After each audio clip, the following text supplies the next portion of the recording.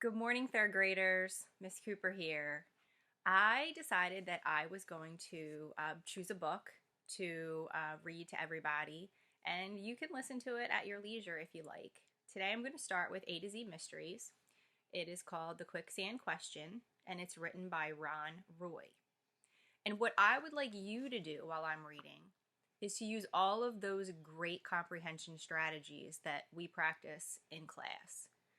Thinking about what's going to happen next, making predictions, thinking about why this event affected this event in the sequence of events that went on.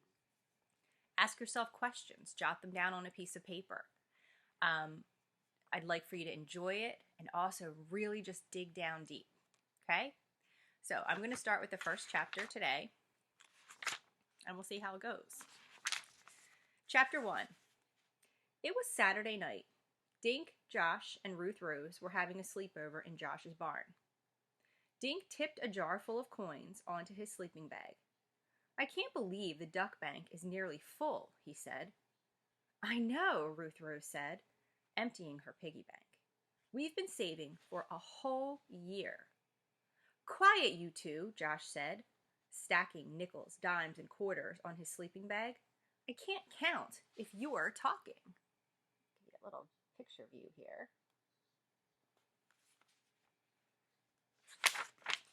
The duck bank was a large plastic bank shaped like a duck that stood in the fire station on Main Street.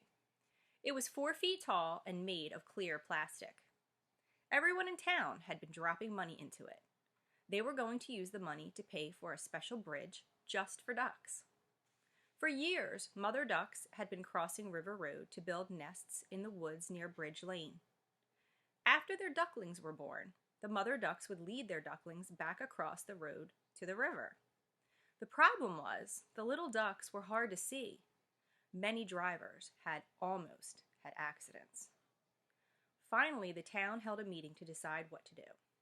One person suggested hiring a duck crossing guard. A man who had almost driven off the road wanted the ducks rounded up and put in cages.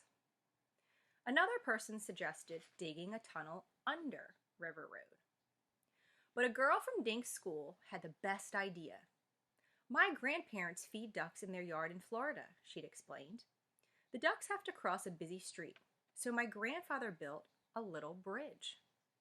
My grandmother sprinkled corn on the bridge to let the ducks know it was for them. Now the ducks use the bridge all the time." Everyone loved this idea. Mr. Plank, the shop teacher at the high school, raised his hand. "The kids in my class can design the bridge," he said. "When we've collected enough money, I'll help them build it."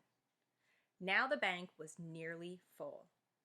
On Monday morning, the money would be counted by Mr. Fiscal, the president of the Green Lawn Savings Bank.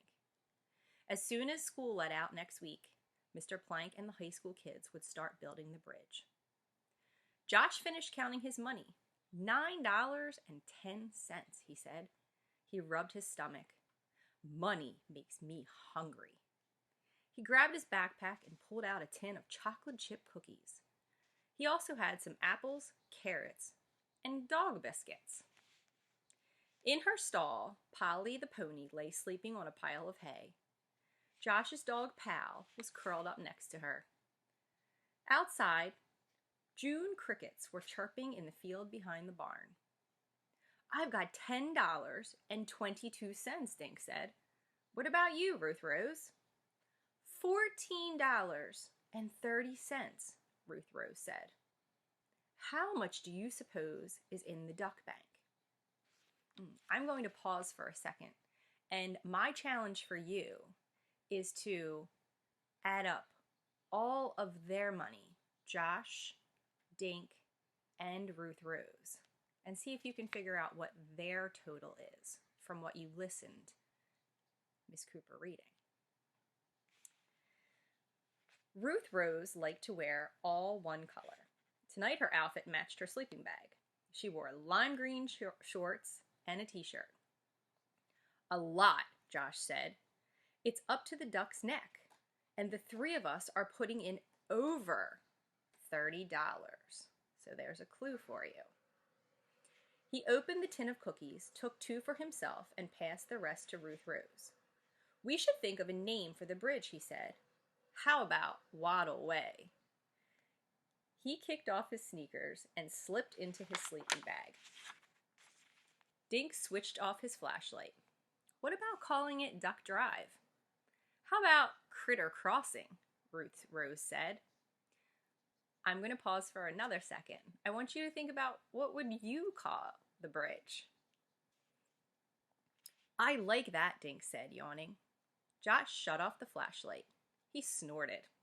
"Critter Crossing. Ruth Rose. Gee, why not call it Bunny Bridge?" Ruth Rose laughed in the dark barn. "Critter Crossing is good because other animals might use the bridge," she said. "Bunnies, turtles, raccoons, and buffalo," Josh added. After a few minutes, the kids drifted off to sleep. Polly whinnied softly in her stall. Pal snored on his pile of hay. Much later, something woke Dink. He sat up in his sleeping bag. Next to him, Josh and Ruth Rose were only lumps in the darkness. Then Dink heard Polly stamp her hooves. When his eyes adjusted, he could see that the little white pony was standing. Pal was awake too. Dink crawled out of his sleeping bag and walked over to the animals.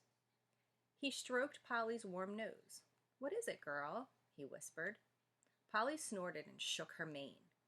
Dink knelt and scratched Pal behind his ears. "Bet you just had a bad dream," he murmured. Using his flashlight, Dink checked his watch. It was 1 o'clock, and he was wide awake. He pushed the barn door open and walked outside. The night was quiet and warm. Even the crickets were asleep. Josh's house was dark except for a small light over the back door. Dink took a deep breath. The air smelled like the lawn had just been mowed. The springy grass felt cool under his bare feet. He yawned, stretched, and walked around the barn. Behind the barn was a broad meadow. Next to the meadow was River Road, and on the other side of that was Indian River. On a sunny day, you could see the light glinting off the river.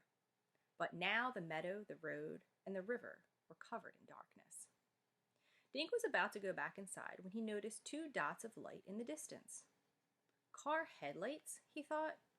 "What's a car doing in the meadow?" Then the lights disappeared. Dink smiled at himself. Of course the car wasn't in the meadow. It was on River Road. Dink slipped back into the barn, crawled into his sleeping bag, and closed his eyes. Suddenly, Polly started to whinny and Pal began barking. "What's going on?" Josh asked groggily. He switched on his flashlight and turned the beam on Polly. "Look at her," Ruth said. Polly's eyes were rolling in fright. She rose on her hind legs and kicked at her stall. Pal barked and ran over to Josh. "Something's been bugging them," Dink said. "They woke me up a little while ago." Then all 3 kids smelled it. "Smoke!" Josh yelled, kicking his way out of his sleeping bag. The other kids ran outside expecting to see something burning, but the night was peaceful and dark. Then Dink walked behind the barn. "Guys, over here!" he shouted. Josh and Ruth Rose hurried around the corner. Dink pointed toward the river. A small orange blaze flickered in the night. "There's a fire in the meadow," Josh said. That was chapter 1. So I want you to be thinking about, what caused the fire in the meadow? Was there anybody hurt? What's going to happen next? And I will return with another video for chapter 2. Have a great day, boys and girls.